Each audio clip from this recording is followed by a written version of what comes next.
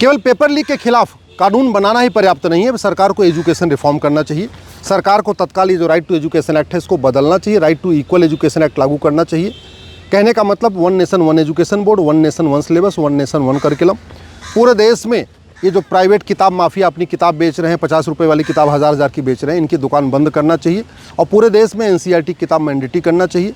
ये जो दुनिया भर के 32 तरीके के एजुकेशन बोर्ड बने हैं, सीबीएसई बोर्ड, आईसीएसई बोर्ड और दुनिया भर के बोर्ड बने हैं, इनको मर्ज करके one nation one education board बनाना चाहिए। वन नेशन वन सिलेबस करना चाहिए। भाई physics, chemistry, math, zoology, botany जितने भी मेन सब्जेक्ट हैं सबका सिलेबस पूरे देश का एक हो सकता है। हाँ, तमिलनाडु वाला तमिल पढ़ेगा, महाराष्ट्र वाला मराठी में पढ़ेगा, गुजरात वाला गुजराती में पढ़ेगा, बंगाल वाला बंगाली में पढ़ेगा, लेकिन सिलेबस करिकुलम सब एक समान हो सकता है। सरकार को तत्काल वन नेशन वन फ़ी की व्यवस्था लागू करना चाहिए।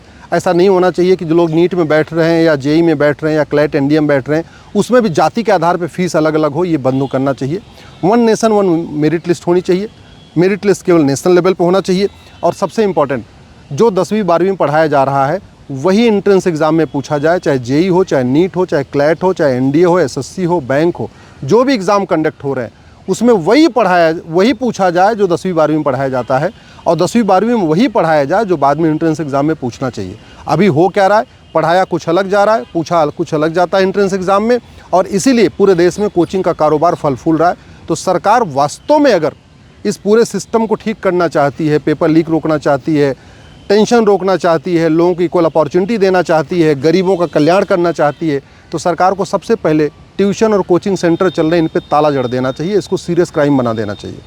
सब अपने स्कूल में पढ़ेंगे, सिलेबस एक कर देना चाहिए, करिकुलम एक कर देना चाहिए। जो एक पढ़ाना चाहिए वही पूछना चाहिए और जो पूछना है वही पढ़ाए।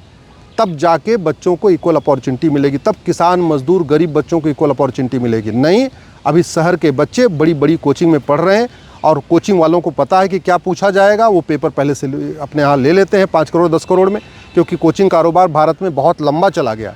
एक एक कोचिंग का कारोबार जो है 5-5 हज़ार करोड़ का चल रहा है। कुछ एक लोग तो ऐसे हैं जो केवल फिजिक्स की ऑनलाइन कोचिंग कर रहे हैं, केमिस्ट्री की ऑनलाइन कोचिंग कर रहे हैं, वो भी 10-10 हज़ार करोड़ का कारोबार कर रहे हैं। जब इतना बड़ा हमने इसको सिस्टम बना दिया, पूरी शिक्षा को हमने अपने बिजनेस बना दिया है, तो ऐसे में लोगों की इक्वल अपॉर्चुनिटी नहीं मिलेगी। इक्वल अपॉर्चुनिटी तभी मिलेगी जब one nation one education board हो, वन नेशन वन सिलेबस हो, वन नेशन वन करिकुलम हो, one nation one entrance exam हो, और जो भी एग्ज़ाम होते हैं इनको कम से कम साल भर में 2 बार किया जाए।